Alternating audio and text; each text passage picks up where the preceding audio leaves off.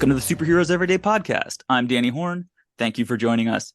On this podcast, we talk about pivotal moments in superhero movie history, and today we are discussing the 2008 Dawn of Justice, Marvel's Iron Man. Now, I know you've got a busy day ahead of you, so I am using the Sid Field 3-act structure to break up the episode. This is Act 1 of Iron Man, and then I'll be releasing Act 2 and Act 3 later on in the week. And now I want to introduce my guest. Joining me today from the Signal Watch podcast, it's my pal Ryan Steans. Ryan, hello. Howdy, howdy. Hey, it's good to see you. Good to see you. Glad to be talking Iron Man. Yeah, it has been a hot minute. Previously on the show, you and I, we talked about Man of Steel and Hulk and Ant-Man and the Wasp: Quantumania. This week, we're going to talk about a movie that we actually like. I don't know if you and I, we've been doing this for a while. I don't think we've ever done that before. Why don't you tell the people about the Signal Watch? Sure. The Signal Watch is a blog that's been around for, at this point, something like 15 years. I'm not sure. But a few years ago, we also launched a podcast. And we tried to talk about a bunch of different things. But as things happen, now it's mostly movies. Yep. We did have a bit of a superhero focus for a while, but I've more or less been like, it's more fun to do it on Danny's podcast. But we recently did like Repo Man and a movie about orcas. And I think we're about to do Indiana Jones, if I'm correct. So, just kind of stuff kind of all over the place. Classic Indiana Jones or the recent Indiana Jones? Recent Indiana Jones. One of my co-contributors has opinions. So he has to get them out there. So, yeah. Fantastic. Well, it's such a good show. It's really fun to listen to. So let's talk about Iron Man. Do a little backstory. The story starts with just the studio wants to make a movie. Marvel has sold the rights to all of their popular heroes, specifically Spider-Man and Wolverine and the Fantastic Four. And they're making money for other people. And so Marvel decided they wanted to make a superhero pick on their own. They'd never done it before without like a major studio behind them. So this is basically a $200 million indie film. Yeah, it's really weird. I'm fascinated with how this kind of came to be. There was this whole switcheroo from like Toy Biz existed as a company and kind of bought Marvel Comics, sort of, or there was a merger. Yeah. And then this guy who'd been like at a toy company fell backward into Marvel, ends up as a producer now for Marvel Studios, sets up Marvel Studios. After Stan had been out there slumming it in Hollywood since the 70s, going, please, God, turn, the Rocket Racer into a movie. Please, somebody do something with our stuff. Yeah. And and to me, this is one of the things that's the huge pivot here is they're doing it on their own. And that opens all kinds of doors for them. Yeah, unfortunately, they don't have a lot of these popular characters. And so they're looking at like, who do we actually still have? And what they decide they have is the Incredible Hulk. And then they've got Iron Man, who the general public thinks is a robot, does not recognize, does not understand. And that was part of the challenge of the movie. I remember hearing smatterings on the interwebs for years before all this that Tom Cruise was going to play Iron Man. Yeah. But I am not shocked because I think that's one of the things that's culturally one of the hardest things to remember is that to the public, superheroes for a very long time were Spider-Man, Superman, Batman, and Wonder Woman, and the Hulk. And this was really Marvel saying, we can do this with any of our characters. Yeah. And the core of the film, like the thing that made people love it and believe it is Robert Downey Jr., who seems like magic. Like born for this. For folks who don't remember, Robert Downey Jr. was very popular and then very troubled. He had some hits in the 1980s. In 1992, he got an Academy Award nomination for the lead role in Chaplin. He was in Air America and Soap Dish and Natural Born Killers, and he was generally very successful. And then he had a real bad period from 1996 to 2001, where he was arrested several times on drug charges. He went to jail for a year, and then he was on Ally McBeal for a year, and then he just kept on taking drugs for a while. Around 2001, he apparently got clean, and then he just went back to being an amazing actor. And that is kind of the energy that he's bringing to Iron Man, is this very imperfect guy who's very talented and very into himself. And director Jon Favreau, he saw that and then basically fought with the studio to get them to agree that, yes, this is the guy who should be fronting this movie. I definitely think that's one of the big things that changed with this was the understanding of how important casting was in not Yeah. going out and just finding a lantern jawed dude like Henry Cavill. Of course, you need that for like Superman, but you're Yeah. like, if his deal is that he's a guy wearing a metal suit, you don't really need a completely cut six Yeah. foot four dude. You just need someone who's going to be interesting in and out of the suit. So they've got this unknown character played by a famously troubled star. They really were not sure this was going to work. And they thought that the Hulk movie was going to be the big hit and Iron Man would just be like the other thing that they did. And they were incorrect about that very much. Let's just run the numbers quickly. The Iron Man film made $319 million, was number 2 for the year under The Dark Knight. And The Incredible Hulk with Edward Norton made less than half of that, made 135 million and was number 17 for the year. So Iron Man was just amazing. It was this out of left field hit. And the critics loved it. It has 94% on Rotten Tomatoes, which is the same as The Dark Knight. And The Incredible Hulk got 67%. I remember it was also very word of mouthy. I remember people being a little skeptical, and I saw it and I was like, no, actually, this is one of the Yeah. best things to come out, and feels very, very Marvel. It feels like the comics. The film opens with loud rock music, obviously, like films always do. And we see billionaire technocrat Tony Stark riding in a Humvee in Afghanistan with 3 picture perfect, adorable soldiers. And he's got sort of like fun little interplay with them. The entire movie is basically predicated on how much you like Tony Stark. And they spend most of the film's runtime just getting you into that headspace so that you like him and believe in him. There's 3 steps to getting the audience to like a character. You make a friend, you make a joke, you make something happen that moves the plot along. And they absolutely nail the first 2 right in the first scene. Like he clearly can make friends with anybody. And so he just wins over instantly these 3 soldiers who are with him just by being really funny. You have thoughts on Tony's intro? I find it really interesting because he basically starts off the film as a very charming villain. I mean, he's fun, he's cool, he's also a weapons dealer. Yeah, yeah. It's a hell of a start to an arc. And then everything explodes. They're in a war zone, it turns out, and they blow up the truck in front of them, and then all the soldiers pile out, and they all just get killed. 1, 2, 3. And it is crazy that their first scene is with these 3 soldiers that they basically force us to like, and then they instantly annihilate all those 3 soldiers. Marvel starts in this incredibly concrete, recognizable world, which was the Mm-hmm. hallmark of Marvel Comics. Of, we know we've got a war going on. These people look for all the world just like what we're seeing on CNN at the time. Right.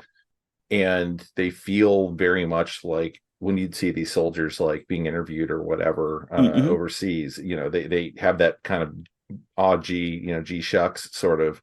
And I mean, the entire film does something, and I'll talk about it more in the third act, of taking the very real and being able to insert the fantastic, and making that is kind of the core of what superheroes kind of originally were, and definitely was what Stan and Jack and Steve Ditko were thinking about when they launched Marvel. Was, well, we're going to put it in New York, we're going to make it Right. stuff that we see outside our window, but wouldn't it be weird if you actually saw Iron Man going by?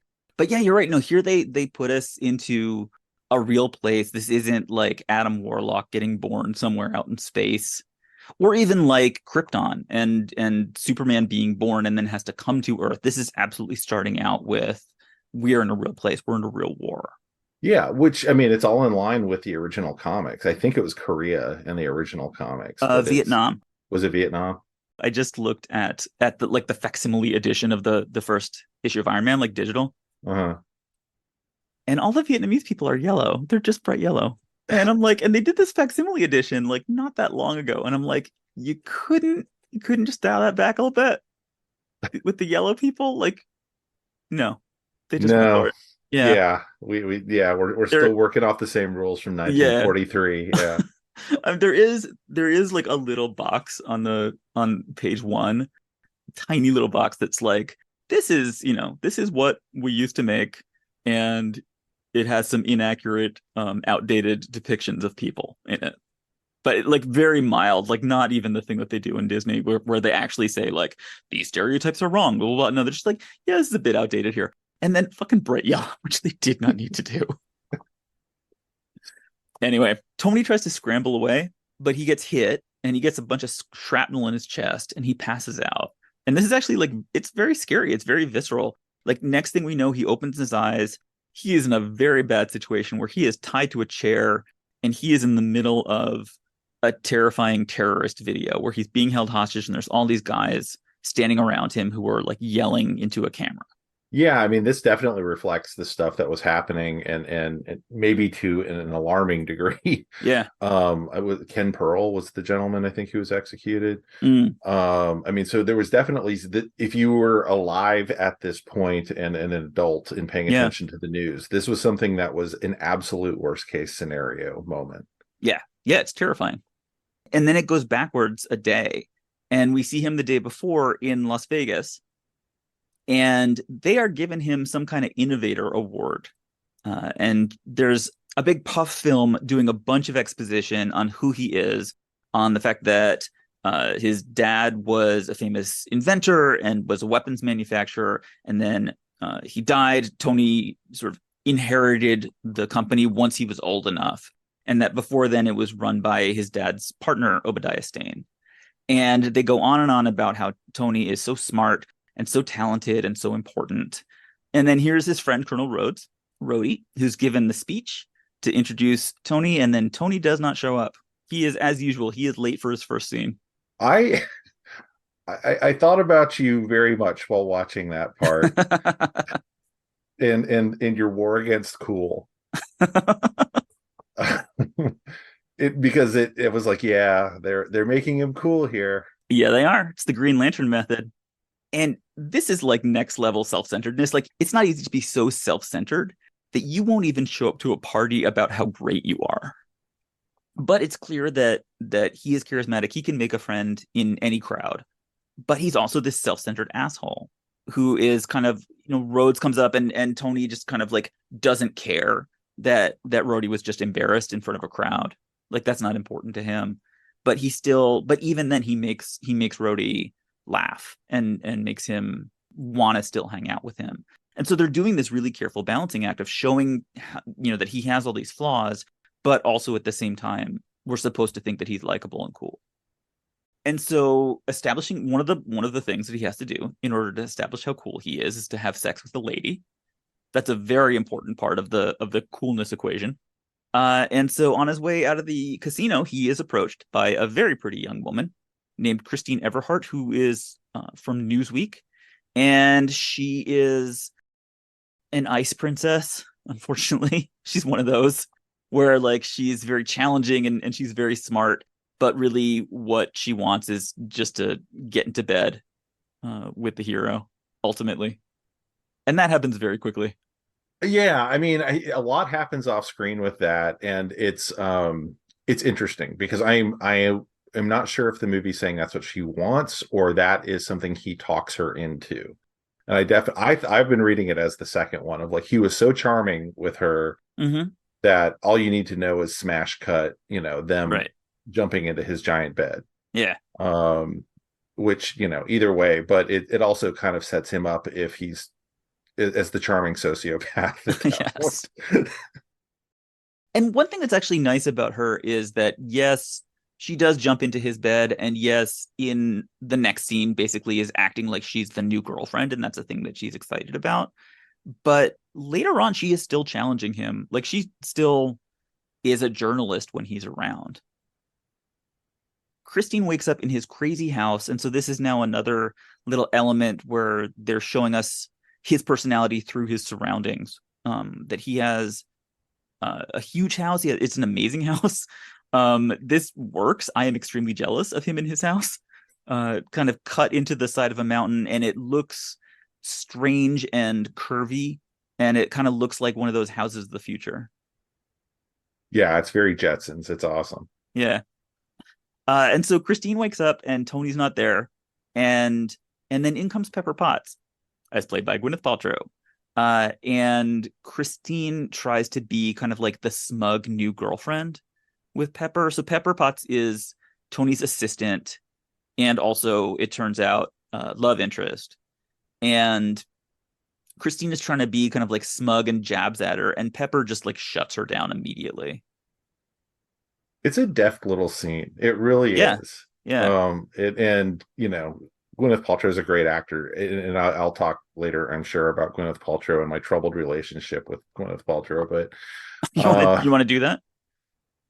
I mean, yeah, I front load Yeah. it now. Yeah. Yeah, let's do it. I mean, she's a great actress. There's no question. She's very attractive. And then she has managed to do nothing for 20 years but seem like a goof in real life. That Yes. just absolutely deflates the whole thing. I It's it know. I know. and part of me is like, well, maybe she knows she's a goof. Maybe she knows she's kidding, and that's awesome. But if she doesn't know, it's horrible. But Yeah.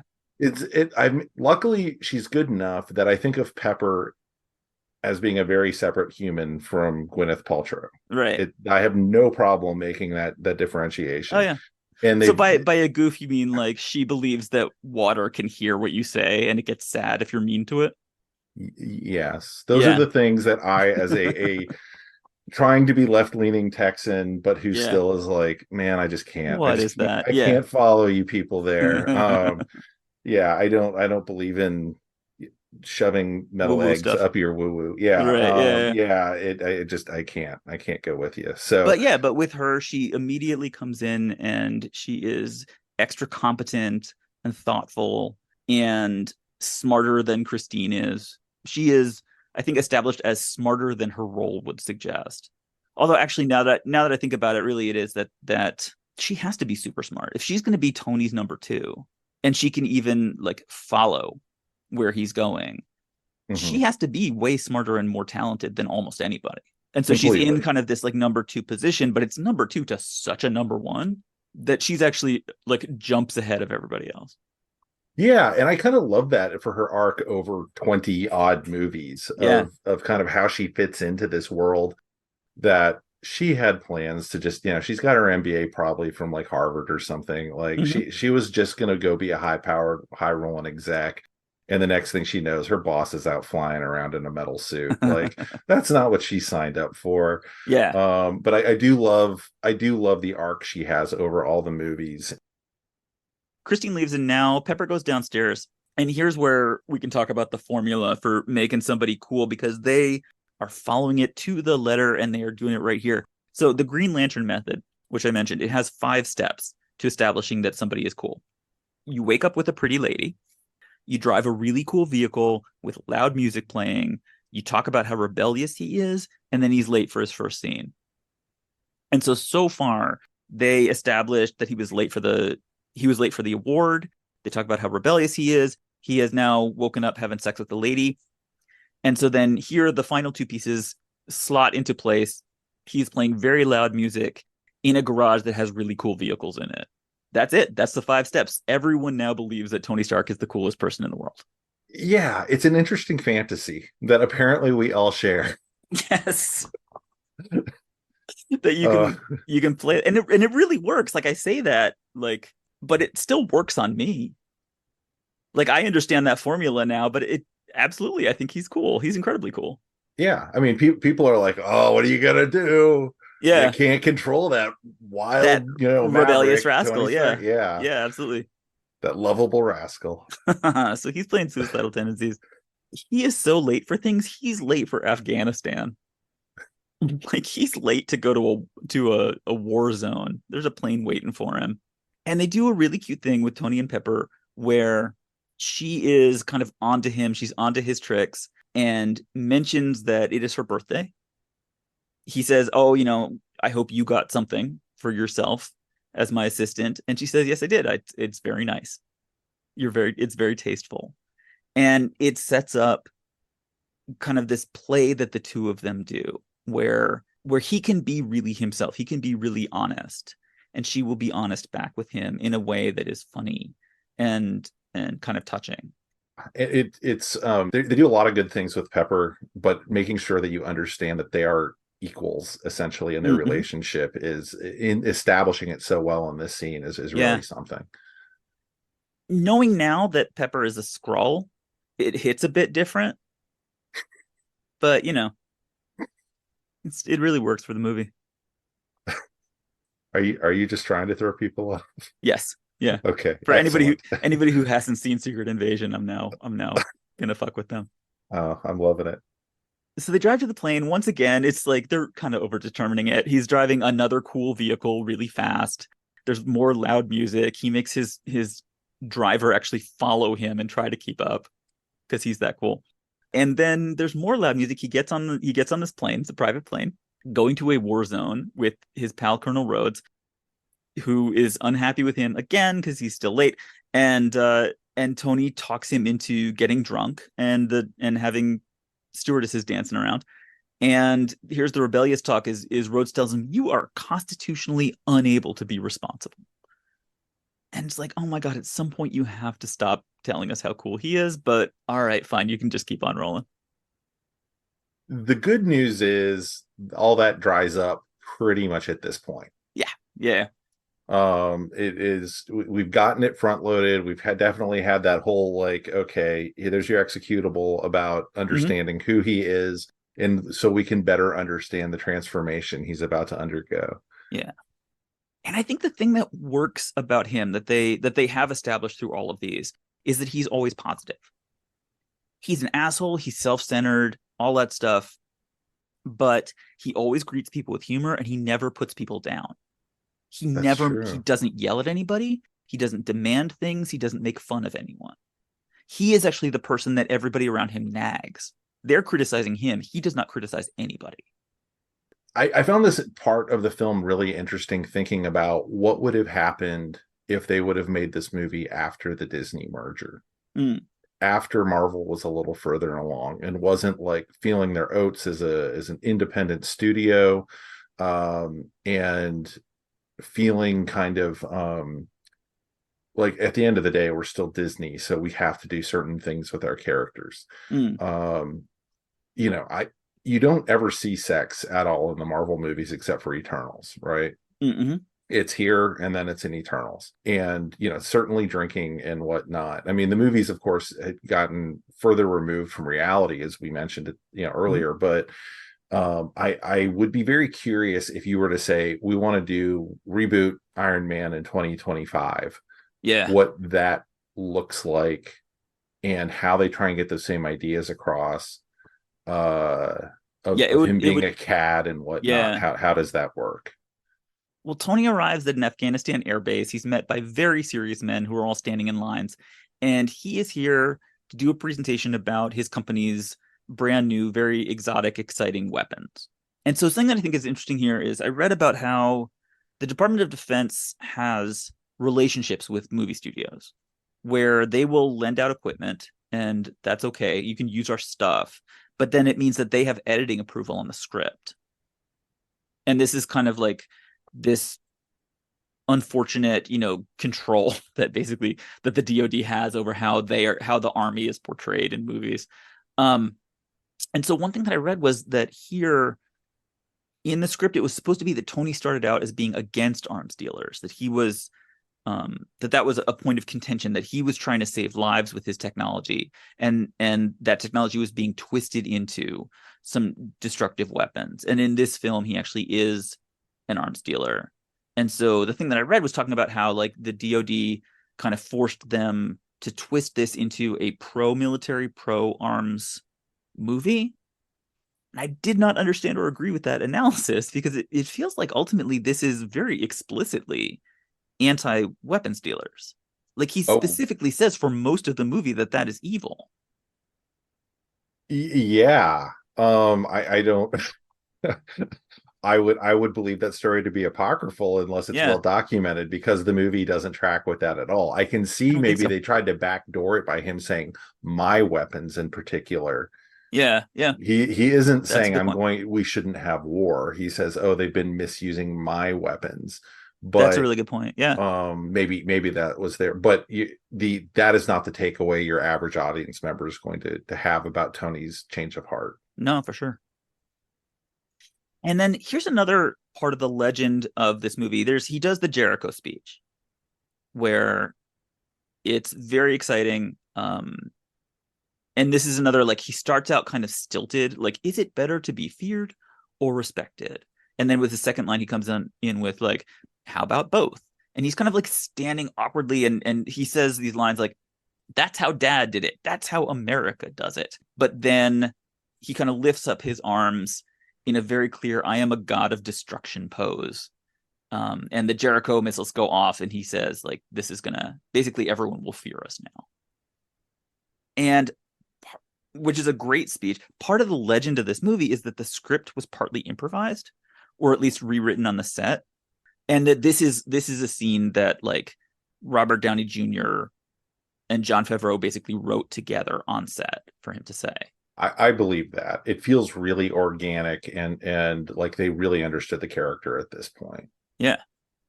And so the story is like the script wasn't complete because they'd focused on the story and planning the action, and they didn't actually have like dialogue for a lot of the scenes. And I wish that I knew more about that. I tried to look into it, but I couldn't find other examples of like, well, except for one thing at the very, very end, which I don't believe. But like other examples of kind of like how that came together. But apparently,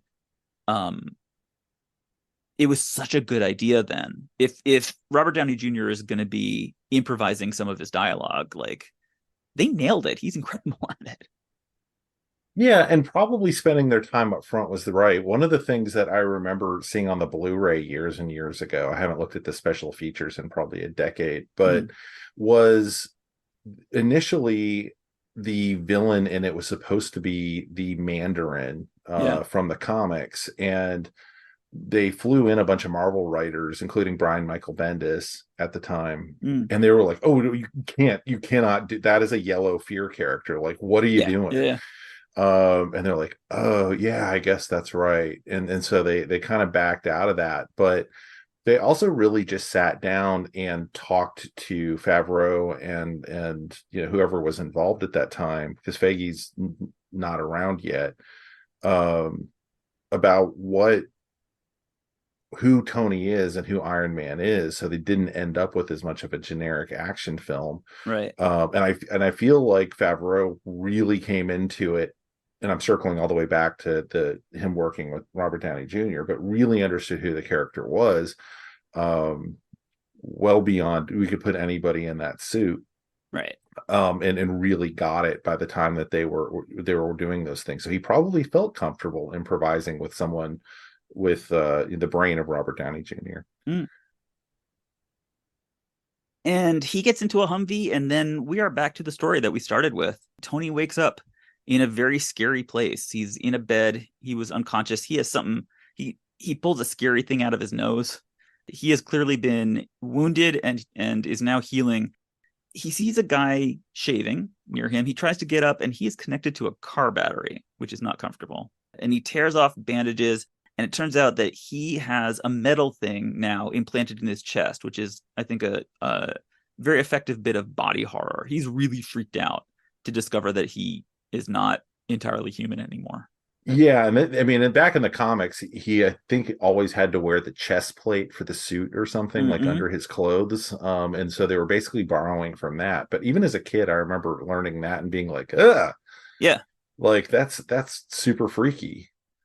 Well, it is lucky. It's lucky that Tony ended up incarcerated with a magical elf. Like, I don't think that enough attention is paid to Yinsen, who is an incredibly mysterious character in the Marvel Cinematic Universe. Like, the question of who is this and how did he get here? Never really answered. I like that about him, but I think it's really funny that he's just like this magical science elf.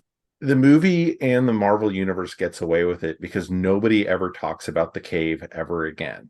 Yeah. Which you would think, like, the whole Tony's trajectory for movie after movie is his PTSD. Yes. And they, this is also a series of movies where they could have been doing flashbacks, bringing that actor back for Tony to be having, memories of what happened or having ghost conversations with him. Right. But they do not. It just never comes up again. Yeah. And that's fine. But you're absolutely right. It does make him a magical cave elf. Yeah, it has this kind of magic to it. So one thing I want to kind of do here is figure out, like, why does this cave sequence work? Why do we believe it to the extent that we do? Because it is ludicrous. And yet we've all been believing it for 15 years now. Yinsen tells him that he saved Tony's life. He got hit by shrapnel, and Yinsen removed all the shrapnel that he could. He's a captive. I don't know why they captured this doctor and left him here. There's absolutely no explanation for that. Like, how did you end up here? Hard to say. They kidnapped a doctor, a scientist for some reason. But he's got shrapnel. Tony has shrapnel headed into his atrial septum. And he says the barbs take a week to reach the vital organs. And so the thing that is in Tony's chest is an electromagnet. And it's keeping those shrapnel barbs from actually reaching his heart. And one of the things that makes Yinsen the magical cave elf is that, like, he should be one of the most successful doctors in the world. Some mean men come in. So now here come the mean men who are going to kind of dominate the situation. Tony notices, this is a hard thing, that the guys are carrying his weapons. The guy gives him a speech in Arabic, which Yinsen translates as, "Welcome, Tony, the most famous mass murderer in the history of America." And he says, like, he wants Tony to build him a Jericho missile, and Tony says, "I refuse." And then there's a scene of Tony getting waterboarded. So this is a humbling experience for Tony, and I think the idea is to create the opposite situation from where we've seen him. We've seen him like rich and happy and invincible, and in a casino winning. And this really kind of takes him out of that cocoon of privilege and creates a physical environment around him that he is not in control of. And so this is super important, to take that character and then break him down. And they do that emotionally as well, because then they take him outside and there's all these like roughneck terrorists standing around, and he sees box after box of Stark weapons. And they're telling him, like, they're going to give him everything that he needs to build the missile, and he just needs to give them a list of materials, and then when he's done, they will set him free. And Tony and Yinsen both know that is absolutely not the case. They will not set him free.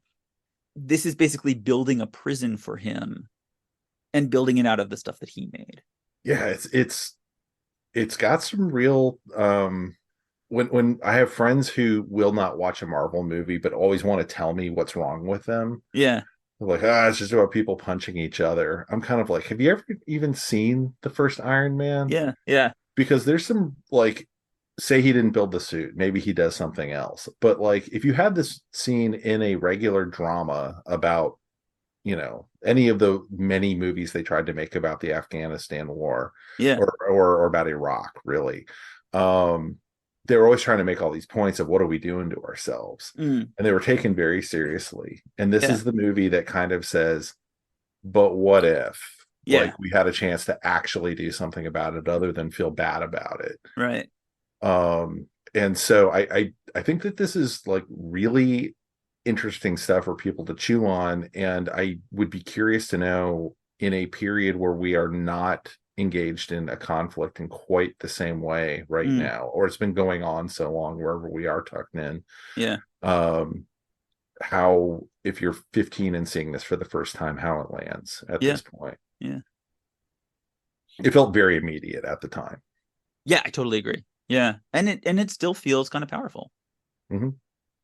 So all of a sudden Tony is barking orders at people. He wants a lot of different things. He's going to now make this Jericho missile for them, but he needs all these different bits of equipment, which they're going to go and find for him. And everybody is speaking other languages. And Tony asks his little friend, "How many languages do you speak?" And Yinsen says, "A lot, but apparently not enough for this place." They speak Arabic, Urdu, Dari, Pashto, Mongolian, Farsi, and Russian. This seems very inefficient to me. I don't know why this needs to be like Duolingo summer camp. Later on, he mentions that somebody's speaking Hungarian. Yeah, I didn't. That was bizarre. Yeah, where'd you get the Hungarian in this mess? But I think the reason why they're doing this is that it's supposed to disguise who they are. To give kind of like a little bit of cover to, we are not saying that this is all people who speak Farsi, and we're going to make all the villains be people who speak Farsi, by like kind of, and including Russian in that. Like, they're doing kind of like a grab bag so that we're not specifically targeting one group of people and saying these are the evil terrorists. So Tony builds himself a miniaturized arc reactor, which can power something big for 15 minutes. That is a phrase that I just love. Arc reactor, as far as it's one of those where like you have to then go and do a Google search and see like, is this a thing? And then all you get is like Marvel database, and it's like, okay, apparently this is not a thing. But it's a perfect little phrase that sounds amazing. Oh yeah. And so you just believe it somehow as magical technology. That's all it can be. It's a circle that glows. I have not a Yeah. clue what an arc reactor is after 20 something, Yeah. Marvel movies. Yeah, exactly. But you don't need to. It's gorgeous. It's just a gorgeous Yeah. phrase. And there's a fantastic scene where Tony's like scribbling stuff on this onion skin paper, and Yinsen doesn't know what he's up to, and so they put it together over a light source, and you see kind of what it all adds up to, and it adds up to an Iron Man suit, which is so much fun to look at.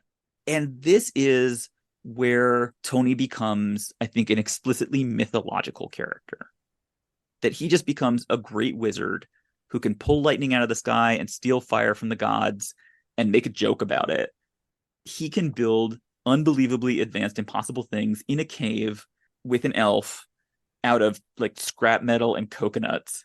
And that just kind of positions him in this very special way. And it kind of insulates him in this suspension of disbelief field where like you just have to accept that he is that exceptional. If you're gonna watch an Iron Man story, you either it's like nobody recognizing Clark Kent. It's like that's the thing you have to believe if you're going to enjoy a Superman story, and if you're going to enjoy an Iron Man story, it just you have to accept, and they sort of force us to do that. I completely agree. And I think even visually they're trying to clue us into that a little bit, perhaps, or else I'm Mhm. reading way too much into it. But the shot of Tony actually hammering away, Yes. from the low angle shooting up at him, Hmm. and this determined, And he's all dirty, yeah. but he also looks amazing. Like that was actually I read that shot, a pictures of that shot of him kind of dirty in a tank top, and he's got a great body, and it looks like it makes him into a very physical person. Mhm. um they released that photo to the press early on as part of like getting people interested in the movie, just basically to prove that like no, Iron Man is not a robot, and no, Robert Downey Jr. is not like a skinny junkie who's inside this robot. Like he's a physical person. But now I want to see the movie with a skinny junkie inside And of the skinny, the tiny little man Yeah. inside the enormous, but that is what they could have done. Like he could be like the dorky, glasses wearing scientist inside there. It doesn't matter, Mhm. on a certain level, it doesn't matter who's inside of it, because really like you could just put anybody into that suit. And so it was very important to them to make sure that people understood that there was a real guy, and that he was like an actual physical dude. I still find it mind blowing that people thought he was a robot. Like that, I Well, no, because all like you I, see, if you look at the pictures, for people who haven't read Iron Man right, yeah. comics, which is who this is aimed at, they see a picture of Iron Man, they're like, well, obviously it's a robot. Well, part of it is one of my earliest memories as like of legitimately as a human being is watching the old Iron Man cartoon from the 60s, Oh, and like Tony Stark, that really weird jaggy animation they had. yeah. And like, yeah, so I remember like, and I still remember people trying to give me comics as a kid and always being traumatized by whatever was on the cover, because I didn't understand if you opened it and read it, like you'd see how they'd solve the horrible problem that was Yeah. happening inside. And there was an issue where they throw Tony out of an airplane, and he's trying to get his suitcase that has the armor in it so he can Oh my put it gosh. on before he hits the ground. Yeah. And my mom gives this to me when I'm like 3, Oh. and I'm like, oh my god, that's like nightmare fuel. Since have actually read that issue, but Tony's fine. He Yes. doesn't bounce off the earth. Yeah. But yeah, so So I've you always always knew. So known so there from was very, very a young, guy. Yeah, yeah, yeah. very young, you were kind of you understood Iron Man. You like I don't know if other people had that experience of reading Iron Man comics that young, and definitely No, not by no, by apparently not. If 2008. they thought he Yeah. was a robot, I'd never heard the Yeah. robot thing before. I'm Well, that's still so like, funny. yeah. Yeah. So there's a building montage. There's like a number of building montages, and also backgammon playing. Tony and Yinsen kind of bond, and then they're like welding iron pieces together. And there's mean guys who are watching them on camera, and they're getting a little worried because it doesn't look like a missile. Part of what this is doing is convincing us that this is possible because we want it so much, because it's so urgent that Tony build this thing that we will accept the fact that he's building an obviously impossible thing. So there's a countdown. They know that the bad guys know that they've been screwing around. They're not making a missile, they're making something else. And so they are coming to stop them and kill them both, basically. So Yinsen is like screwing Tony into the suit. And there's a little progress bar, which I love, because it's like just another little countdown that like, oh, we have to wait until, until it's totally full. And then Yinsen says, I'm going to go buy you some time. And he takes a machine gun. And this is like the sweet backgammon playing Dr. Man, grabbing a machine gun and then just running around going, ah, and like just shooting wildly everywhere, which is so sweet and hard because you know that he's going to die. Yeah. I mean, I knew enough to know the minute that guy showed up, he was cannon fodder. Yeah. But yeah, and they'd set him up with the whole like, I'm gonna get out of here and see my family. Like, I've seen Mm-hmm. enough movies. I know what this means. Right. Yes. No, the family's not happening. Yeah. And so Tony, we get to the end of the progress bar. Tony turns on whatever he's going to turn on. All the lights go out because electricity is a metaphor. And so now it's quiet and dark, and the machine gun guys are nervous and they don't know what's coming. And then Tony starts to move, and they shoot at him with machine guns. And then we see what he looks like, which is crazy.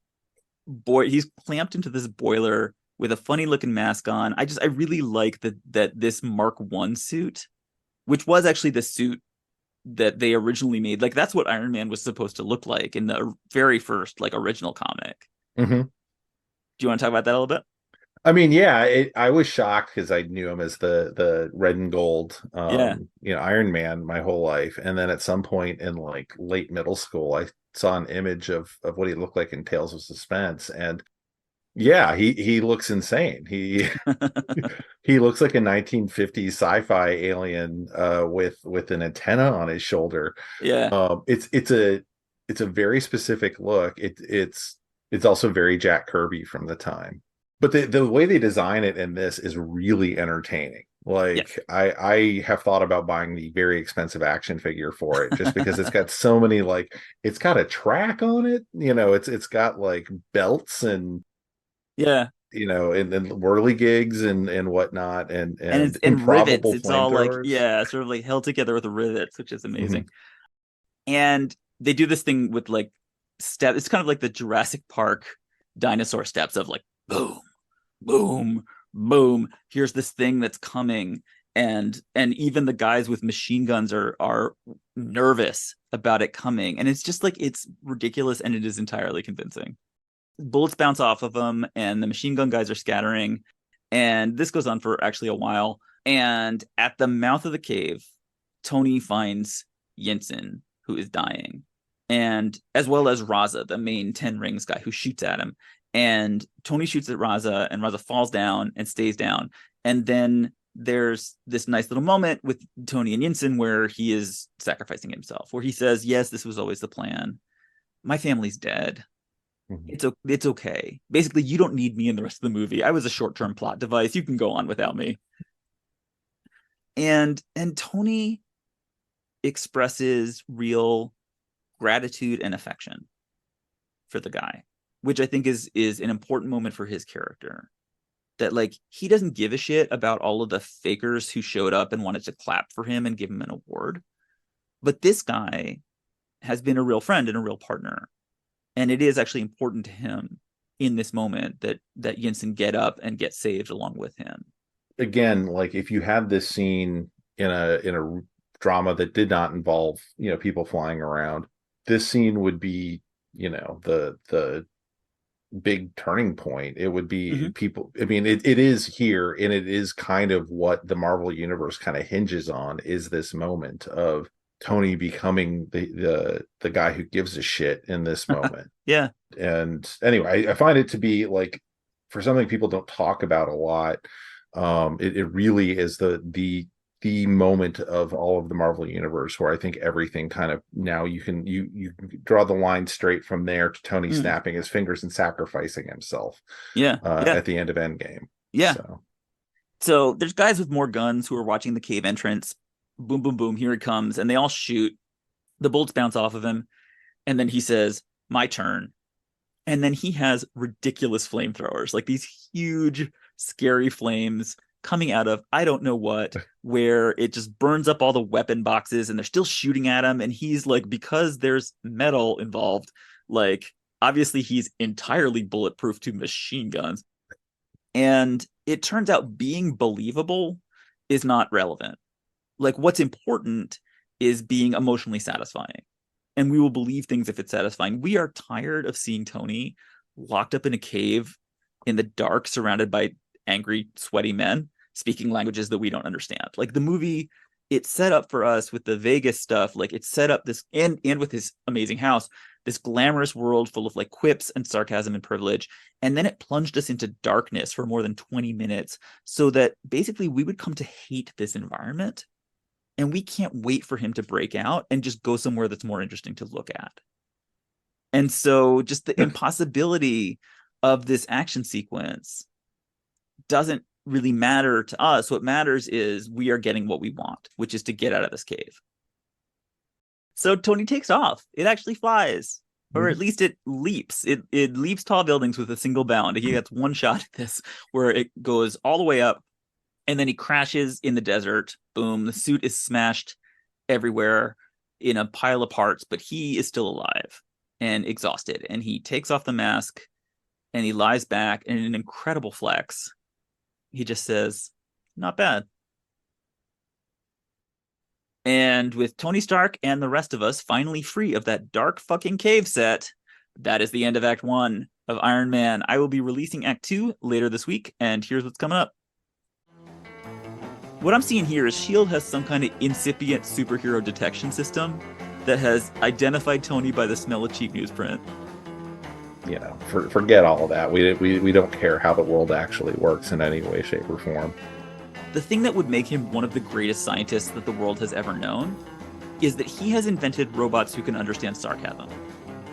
It's, whoops, like, I just burned all my cars. Like, this is going poorly. This movie once again drives home the importance of not showing up for stuff as a means of building character. All right, stay tuned for that. Thank you, Ryan. I'll meet you back here for Act 2 of Iron Man on the Superheroes Everyday podcast. Thanks for listening.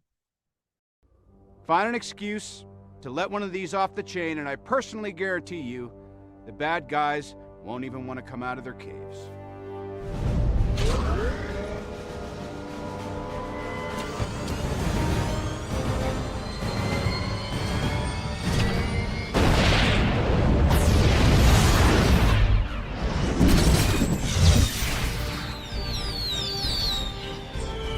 For your consideration, the Jericho.